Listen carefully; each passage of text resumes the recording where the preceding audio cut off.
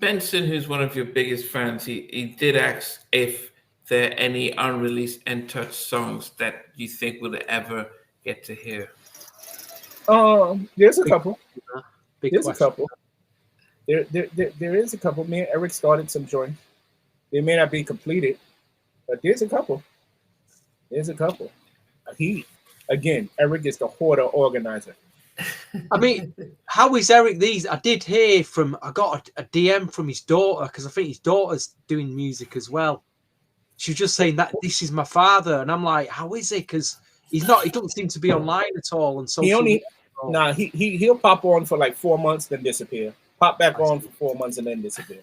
What's her name? Bryce? Because that's the only daughter he has. I think so, yeah. And she's a content creator. Right. Okay. Those are like my nieces and nephews. We was all there when each other's kids was born. And his son Kai is an amazing guitar player. Plays his ass off. You guys did Pass the Mic. What was that like reuniting to do that with DJ Cassidy? That was great. Well, Chill Will is the coordinator. Dougie Fresh is DJ. He's the coordinator for Cassidy. So he called me and was like, yo, you want to do it? I was like, well, let me check with Eric. Sometimes Eric want to do something. Sometimes Eric don't. He don't rock. I don't rock. That's, you know what I mean? Yeah. So I spoke to him, sent him the thing. And after he saw the first Pass the Mic, he was like, yeah, let's do that. So we did that. And it was fun. He was in Atlanta because Eric was in Atlanta. And I was in Nashville at the time. I was working on the project. So I was in Nashville. So I cut my piece while we was in Nashville. Because you cut separately and then edit it together. And then put it together. Okay. So you guys went both in it. Okay. Yeah. So it was fun. I've known Cassidy years. I remember he was a kid running around. Are you here? Wow. Yeah. He's been around. Like that's a guy who loves what he does and he loves the culture. So I respect it. But yeah, it was cool. And we did the Tom Joyner cruise, I think, that year too. Oh, okay. So you reunited. Yeah, they do the time. We reunited for a couple of shows. Like we did 2 Video Music Box anniversary concerts. We did Tom Joyner. Hey, for him a couple of times. Get a week vacation. Why not? Make a little money. Big shout to my man Kev Ski. Benson said that he says All Night is responsible for my daughter. What's your name her? What's her name, Benson? Yeah, I interviewed Cassidy because Pass the Mic started around the time I started doing this, and my aim was to interview everyone that came on especially Volume 3, which was my favorite. Okay. But 3 was special. That shit was special. Yeah, 3 was special. Who he put together for that was crazy. Yeah. Yes. He said Madison Rose. His daughter's name. Great name. Madison. What's up, Maddie? What's up, Daddy? I made your father shoot up the club. Do you think we'll get you and Jackie in the studio? I need that to happen. First of all, I love her. She is one of my favorite people. Yeah. I love her. And I actually like working with women more than men.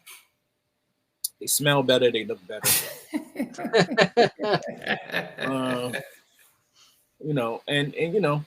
It's just like Jackie was a star when we first met in my eyes. And she's still a star to me in my eyes.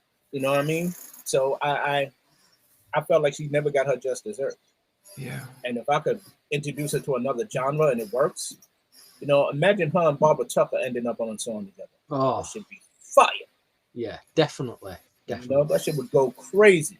So, and I'm good friends with Barbara Tucker's manager. So, Yeah, no, we definitely need to hear that.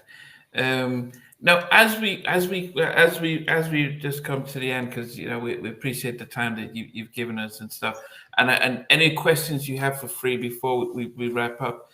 I always like to find, especially when you're a producer, if you had an opportunity to pick 10 producers that you really admire, which 10 would make your list?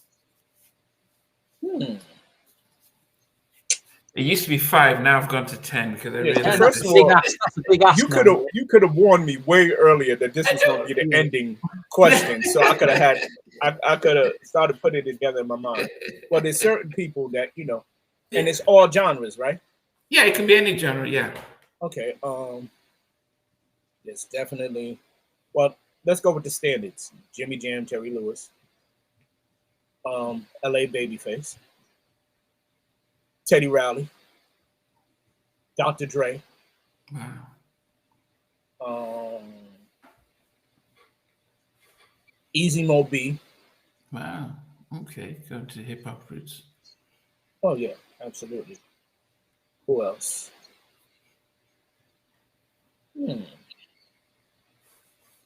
See, because I like artists that were producers who you couldn't necessarily tell that the artist produced that record. Like when R. Kelly produced the record, you knew it was R. Kelly. When Prince produced the record, except for that Kenny Rogers joint, you knew it was Prince. So I'm thinking about people that was their main thing. I know there's somebody that I love that I'm just not thinking. Oh, Richard Harrison, is that his name? Yeah, Rich Harrison. He did Marie, did some just stuff with Beyonce. You think of out of DC. Talk about having a signature With the upon drums. first chorded note, that's him. Yeah. Timbaland. Everybody who changed the fabric, Teddy changed the fabric. Harrison should have changed the fabric. I don't know what happened. Timbaland changed the fabric. Pharrell changed the fabric. People who changed everything that was going on. I like Metro Boomin too. I think he's dope. Hit Boy, I think he's dope. I don't know what number I'm at, but as you can see, I could go through any. I'll start pulling out country producers. I thought you were gonna bring people like Premier, people like that. Excuse me, punch me in my neck. Of course, Primo. And Primo's a friend, so he could really be mad. But no, that absolutely that's another one. Changed the whole fabric of hip hop. You know what I mean? So you can say the same thing for why his name not coming to my mind? Him and Nas just did an album, and then him and Havoc just did an album. What you mean, Alchemist? Yes, he's a beast. He is a beast, and What about the Green Eyed Bandit? Who's the Green Eyed Bandit? Oh, Eric Sermon. Yeah, he made one of my favorite records. You Got to Chill, because You Got to Chill and Too Hype came out like a week apart. So that summer of '89 belonged to both of us. I think what I loved about him? He was so funk orientated.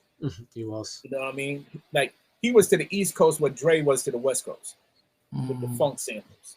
So he's there. I don't know if he's in my top 10, but he's definitely. There's one guy in house circles we're not mentioned, Frankie Knuckles. Oh, absolutely, Frankie. I didn't mention none of my house producers, did I? No. I need genres, man. You killing me. Now you're back into house though, because out of Chicago you had a lot of the, you had a lot. Marshall will always be one of my favorite house producers. Marshall has an integrity that almost makes him tyrannical. Marshall's one of my favorite producers. I love what Terry Hunter does. I love what Mike Dunn does. DJ Eclectic, Ron Carroll, God bless the dead. There's a guy out of South Africa called Ecstasy, who's a beast. Like, ooh. And then we get back to the other side. We got to go to Gamble and Huff. Come on, man. It's not fair. I can't do it.